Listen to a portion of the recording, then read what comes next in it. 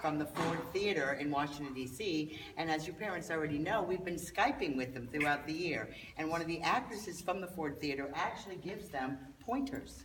We've learned a lot this year. Last year we did the second inauguration. This year we're going to do one that you are very much aware of. Okay, we ready? Go ahead, step forward.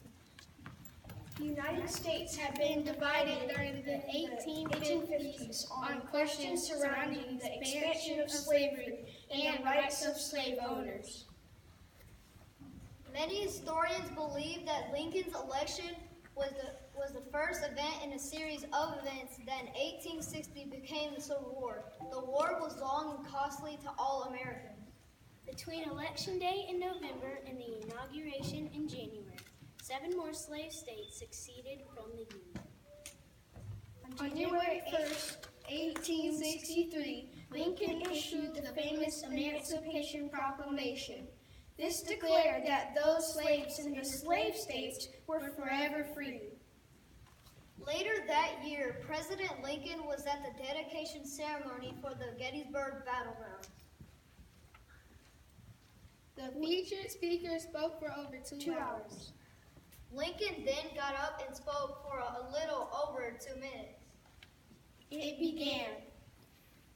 407 years ago, our fathers brought forth upon this continent a new nation, conceived in liberty and dedicated to the proposition that all men are created equal.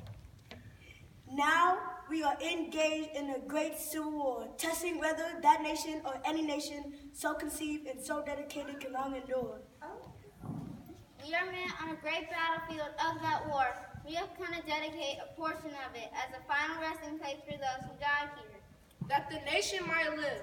This we may in all propriety do, but in a larger sense, we cannot dedicate, we cannot consecrate.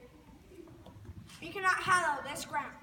The brave men living and dead have howled, far above our poor power to utter detract. The world with little note no longer remember what they say here, but they could never forget what they did here. It is rather for all the living, we here be dedicated to the great task remaining before us.